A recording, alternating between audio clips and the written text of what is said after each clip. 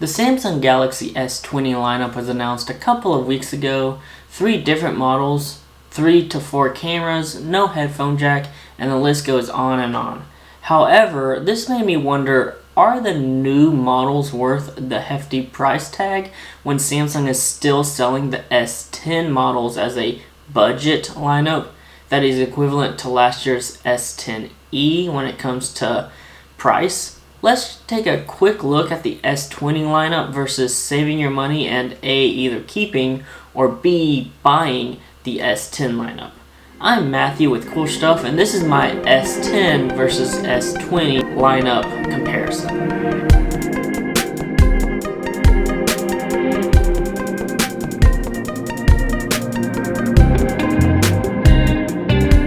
First, let's look at the screens. The S10 and S10 Plus sport a 6.1 inch and 6.4 inch screen respectively, with either a single or double punch hole selfie camera in the top right corner of the display.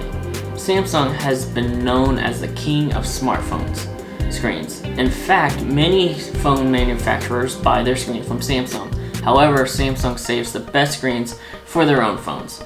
The S20, S20 Plus, and S20 Ultra sport a 6.2 inch, 6.7 inch, and a 6.9 inch screen respectively. On top of the larger screen sizes, the whole S20 lineup sport a single and smaller punch hole selfie camera in the top middle of the display.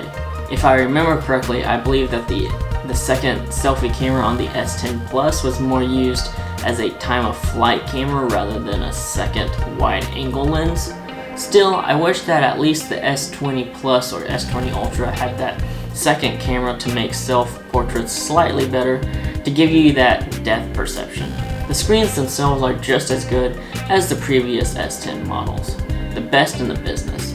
The big difference is that the S20 lineup sport a 120Hz display. However, this 120Hz comes with some limitations.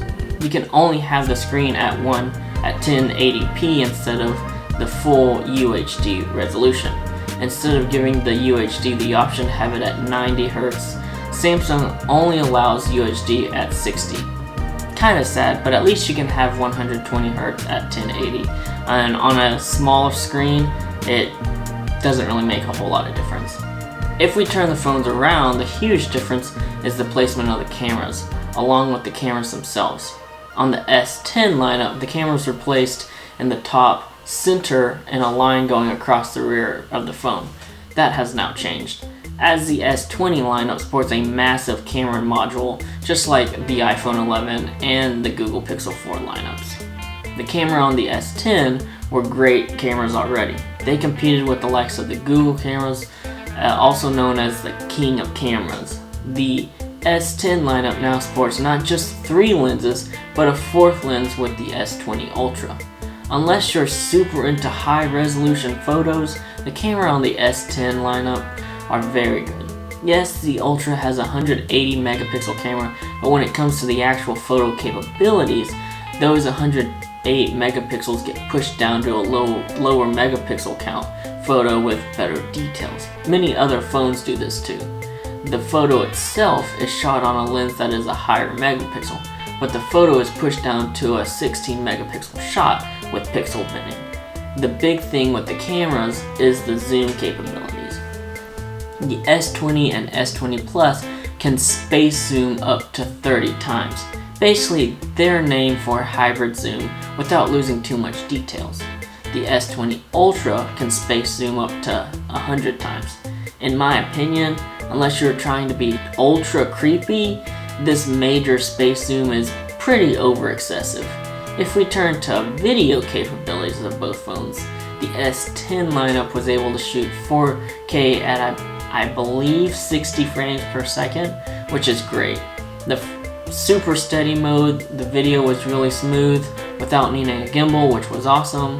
The S10 lineup pushes this to the next level by shooting at 8K at 30 frames per second. Yes, shooting 8K is great, but honestly, there are hardly any screens out there that will be able to play content at full 8K. and instead it'll just get pushed down to 4K anyways, unless you shelled out the big bucks for an 8K TV. On top of that, it looks as though shooting in 8K on the S10 lineup requires at least 600 megabytes per minute, so that's a lot of storage for even just a quick 5-minute 8K video. In my opinion, unless you absolutely have to have that 8K, sticking with the 4K is the better option. Now finally for the last little bit, as we knew was coming with the Note 10 lineup ditching the headphone jack, the S10 lineup now ditches the headphone jack as well. Samsung made some funny videos, including this one video which I will link down below of them making fun of having to use a dongle. I personally am not majorly affected by the removal of the headphone jack, as I've gone basically fully wireless, but every now and then I like to use my wired headphones with a 3.5mm headphone jack for the better audio quality. Luckily, Samsung does include their AKG tuned earbuds with the USB-C end instead of the 3.5mm headphone jack end. The battery on the phones have increased thanks to the phones being slightly larger. The S10 and S10 Plus had a 3,400 milliamp and a 4,100 milliamp battery respectively, while the new S20, S20 Plus, and S20 Ultra have a 4,000 milliamp hour battery, 4,500 milliamp hour battery, and a 5,000 milliamp hour battery.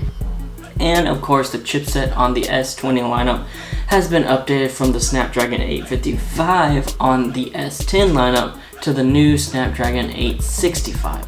This of course is for the Snapdragon versions of the phone. I'm not exactly sure what the Exynos version was, but you can bet that they are upgraded as well. The Snapdragon 865 allows for the S20 and S20 Plus to have both a 4G LTE model and a 5G model, while the S20 Ultra only comes with a 5G model. If I'm not mistaken, I believe the S20 5G uses the lower band 5G, whereas the larger models use the higher bandwidth 5G.